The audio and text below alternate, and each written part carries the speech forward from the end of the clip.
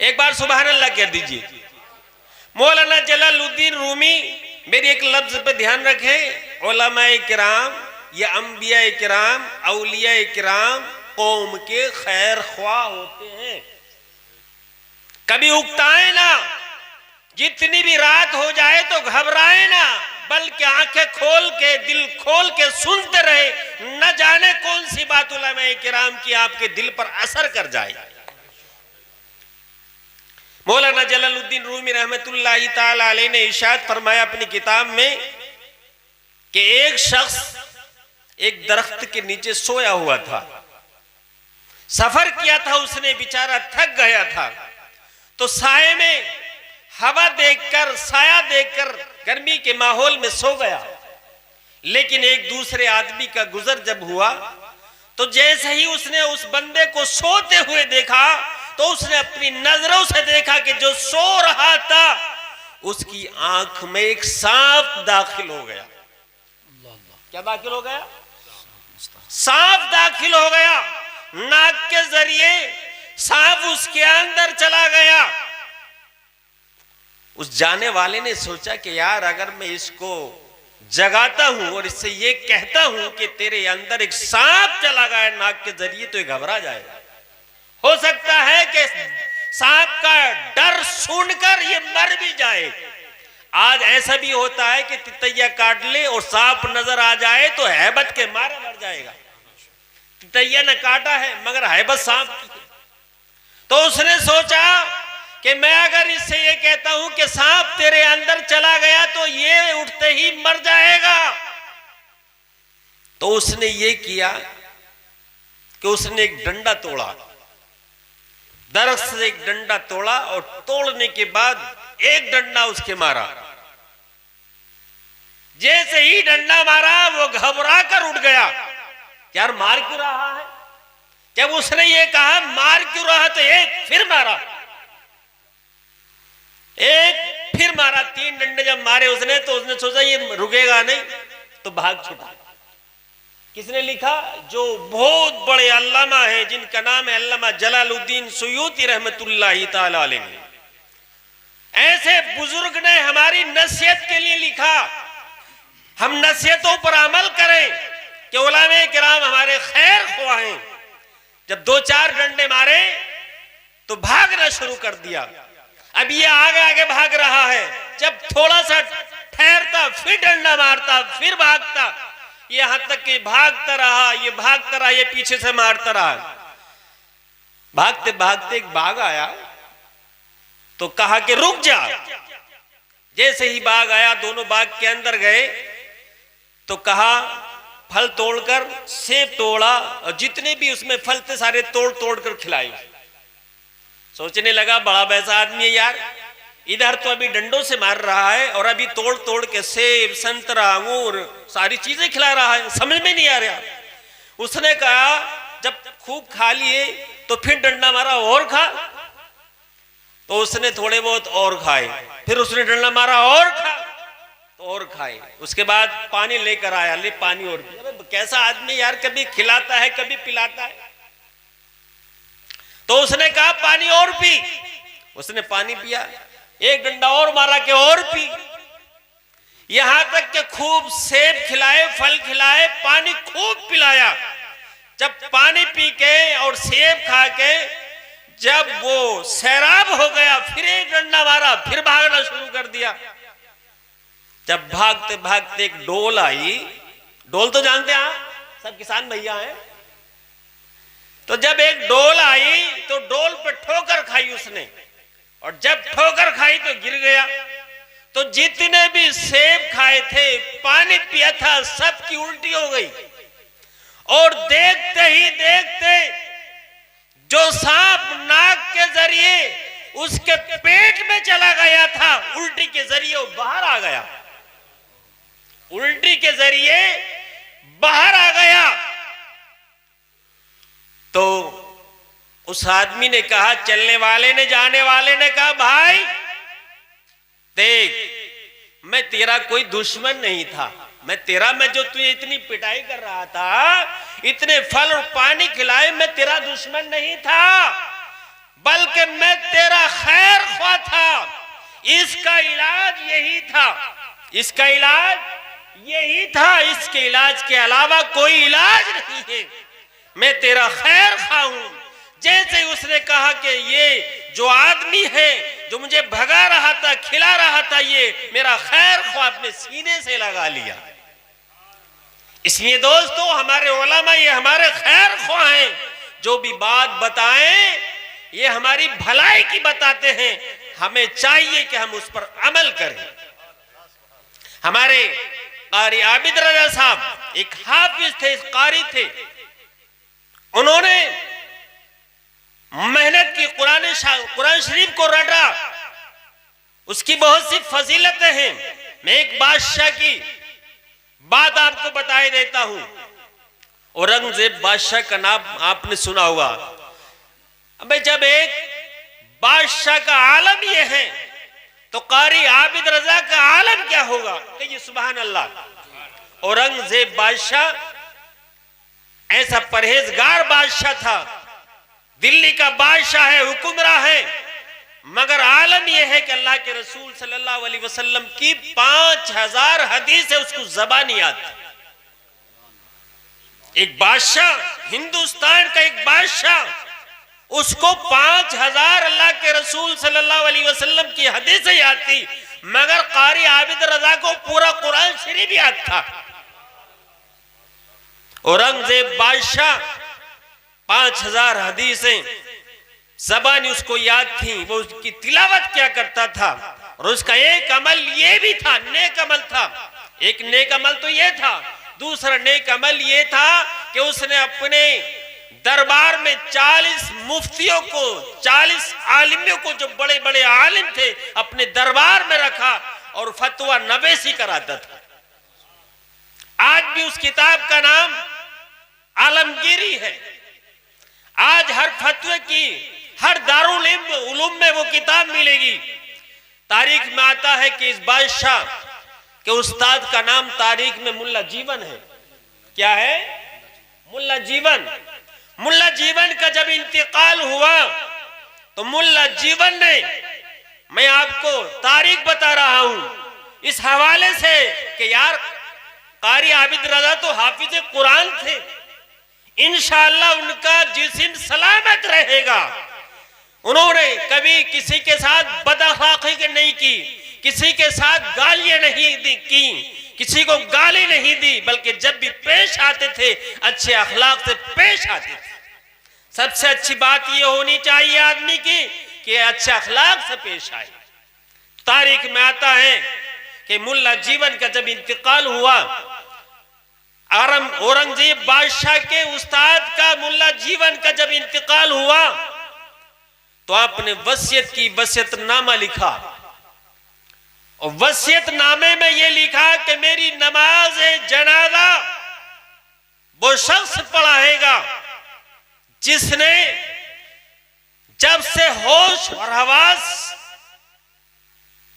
से लेकर, जब से होश संभाला है, जब से लेकर और अपनी पूरी जिंदगी में कभी भी दुख में, दर्द में, सफर में, हजर में, बीमारी में, किसी हाल में भी नमाज तहज्जुद कज़ा ना हुई।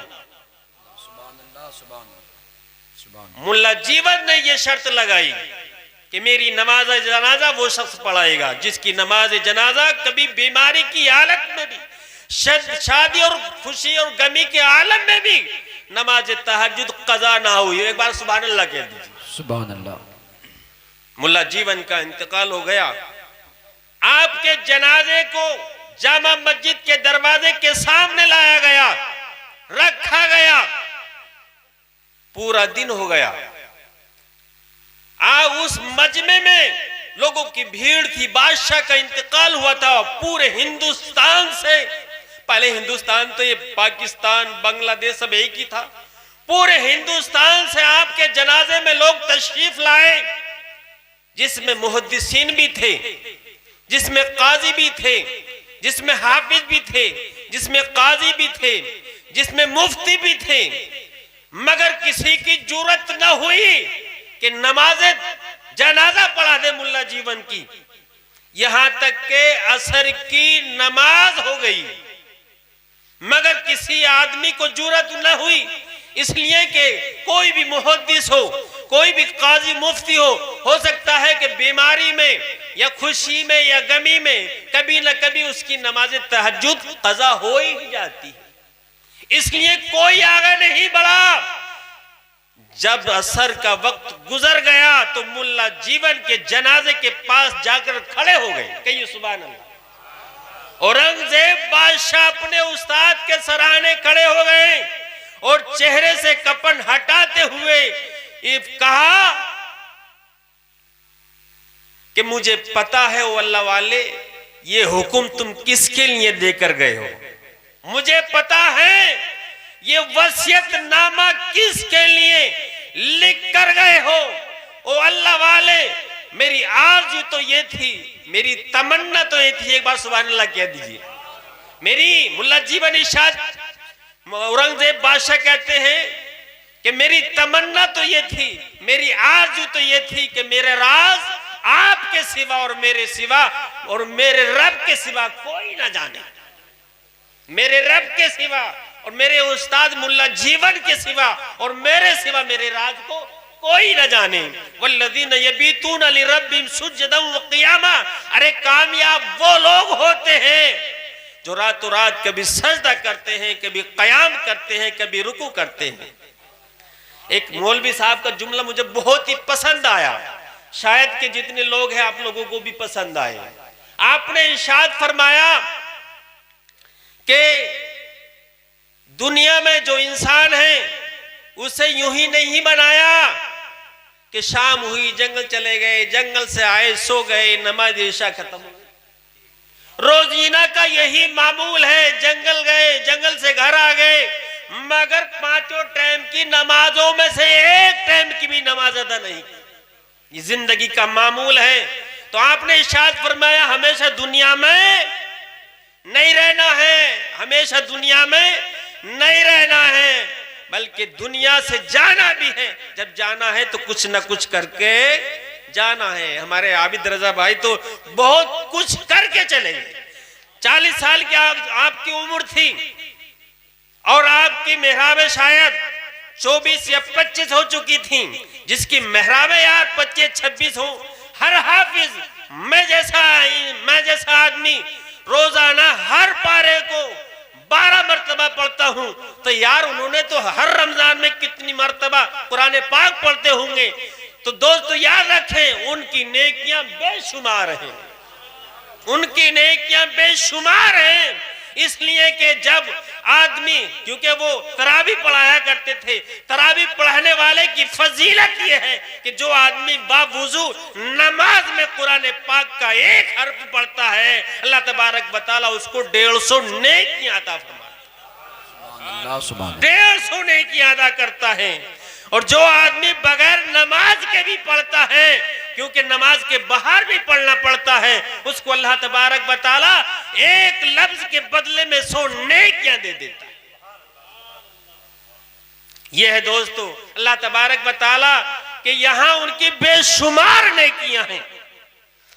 तो कामयाब वो लोग हैं जो कभी सजदा करते हैं, कभी क़याम करते हैं, और ये भी कह लीजिए कभी कुरान पाक की तिलावत करते हैं।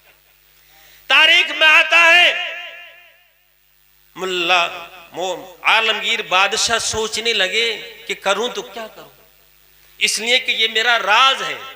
आज तक मेरे राज को किसी ने नहीं जाना। मैं तो बादशाह हूं, मुझे लोग बादशाह कहते हैं, मैं तहज्जुद गुजार हूं, मगर कोई नहीं जानता। हाँ मेरे उस्ताद जानते हैं। अब परेशान खड़े हैं, रो रहे हैं, करूं तो क्या करूं। इसलिए कि अगर मैं अपने राज को छुपाता हूं, अपने राज को बचाता हूं, तो नमाज जनाजा पढ़ाने वाला कोई नहीं। नमाज जनाजा अगर वो पढ़ाने वाला होता पहले से ही पढ़ाता। इसलिए अगर मैं अपने राज को बचाता हूं तो फिर नमाज जनाजा पढ़ाने वाला कोई नहीं है। और अगर पढ़ा देता हूं तो फिर मेरा राज नहीं बचता। इसलिए एक कोने में रो रहे हैं, बड़े परेशान हैं, मुसीबत में हैं। लेकिन जब आखिर हो गया तो आपने कहा कि अब मैं क्या कर सकता हूं। ओ अल्लाह वाले, अब तूने मेरा राज खोल दिया। मेरी तमन्ना तो ये थी कि मेरे राज को मेरे रब के अलावा, तेरे अलावा कोई ना जाने। आपने ऐलान फरमाया, लोगों खड़े हो जाओ, ये फकीर नमाज जनाजा पढ़ाए। सुभान अल्लाह, सुभान अल्लाह। लोगों अपनी अपनी सफें दुरुस्त कर लो, ये फकीर अपने उस्ताद की नमाजे जनाजा पढ़ाएगा। लोगों उस दौर के बादशाह ऐसे होते थे। लेकिन आज मामला यह है कि जो मालदार आदमी है, जो खुशहाल आदमी है, वो अपनी औलाद को कुरान पढ़ना नहीं सिखाता। तहसीलदार है, वो अपने औलाद को कुरान नहीं पढ़ाता। दरोगा जी हो गए तो वो अपनी औलाद को कुरान नहीं पढ़ाते। अरे मियाँ, ये तो बड़े बड़े लोग हैं, आप तो छोटे छोटे लोग, अपनी औलाद को कुरान पढ़ाने के लिए तैयार नहीं है। तो दरोगा अपने लिए अपनी औलाद को कुरान पढ़ाना नहीं सिखाते। यहां तक कि पठान, तहसीलदार, दरोगा या चौधरी, कोई आदमी भी अपनी औलाद को कुरान पढ़ाना नहीं सिखाते। और मामला यह है कि वो उनके मकान में, उनकी दुकान में बाज ऐसे बेवकूफ और बदबख्त होते हैं, अपने मकान में कुरान पाक को नहीं जाने देते। कुरान पाक का दाखिला बंद हो जाता है। मकान में कुरान का दाखिला बंद है, दुकान में तो कुरान पाक का दाखिला बंद है, कोठी में दाखिला बंद है। जो अच्छे बंगले होते हैं ना, अच्छे बंगले, तो अच्छे बंगलों में कुरान का दाखिला बंद हो जाता है। ये बंद कब खुलता है? जब चौधरी साहब मर जाते हैं। जब चौधरी साहब मर गए, पठान मर गए, बाजी अच्छे जाहिल आदमी भी हैं दोस्तों, हमने देखा है कि उनके घरों में कुरान नहीं पढ़ा जाता। जब कोई पढ़ने वाला ही नहीं है तो पढ़ा कैसे जाएगा? तो बाद लोगों के घरों में कुरान नहीं पढ़ा जाता, औलाद को नहीं पढ़ाते, तो दाखिला बंद। जैसे ही मरे, कोई गरीब मरा जिसने नमाज नहीं पढ़ी, पूरी जवानी ऐसी जो गुजार दी, नमाज के दोहरे नहीं गया। कारी मुशाहिद साहब, बहुत से ऐसे घर आज भी मौजूद हैं जो नमाज नहीं पढ़ते। जैसे ही मरे, कुरान पाक का दाखिला खुल गया। इस मस्जिद के इमाम साहब को लाओ भाई, बुला के, इस मस्जिद के लाओ, नूरी वाली के लाओ, मोती मस्जिद के लाओ, यहां तक के सारी मस्जिदों के इमाम बुला लिए, कारी साहब बुला लिए, मौलवी साहब बुला लिए। इस मदरसे के तालिब इल्म को बुलाओ, उस मदरसे के तालिब, सारी ढके के मदरसे के तालिब इल्मों को बुलाओ। और फिर जब तिलावत हो रही थी, लोग भी मौजूद थे, अपने घर भी तो खड़ा होकर उसका लड़का कहता है, औलाद कहती है, बड़ा लड़का, ओ मौलाना साहब, ओ कारी साहब, मौलवी साहब, आज तो इतना कुरान पढ़ो, आज तो इतना कुरान पढ़ो कि मेरा अब्बा हुजूर को, मेरा अब्बा मरहूम को जन्नत में ठोक के जाना।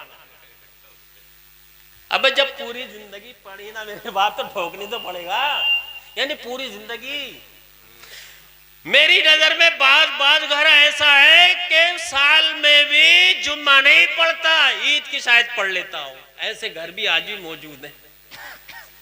तो दोस्तों, जो आदमी ऐसा हो, नमाजी ना हो, ज़काती ना हो, खैराती ना हो, तो फिर उसे कहे कि इतना पढ़ो कि मेरे अब्बा को जन्नत में ठोक के जाना, तो मुश्किल नहीं है। ऐसा हो सकता भाई, ठोकना ही पड़ेगा, आसानी से तो जाए, आसानी से तो ये गए कारी आबिद रजा, आसानी से। इनकी फजीलत एक और बता देता हूं आपको। आज हमने ये समझ लिया कुरान तो मुर्दों के लिए है। कुरान मुर्दों के लिए नहीं है। काय के लिए? जिंदों के लिए, जिंदों की नसीहत के लिए, जिंदों की हिदायत के लिए। ये कुरान तो यार मुर्दों के लिए है नहीं। आज रेल जो है जिंदों के लिए है, मोटरसाइकिल जिंदों के लिए है, और मोटर कार जो है जिंदों के लिए। तो ये सारी चीजें तो जिंदों के लिए है।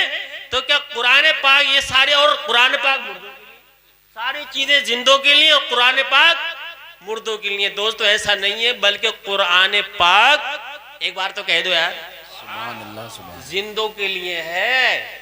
इसमें जो नसीहतें हैं वो जिंदों को तो सुनाई जाएंगी। अब जब जिंदों को सुनाई जाएंगी तो उस पर अमल करना तो हमारा और आपका काम है।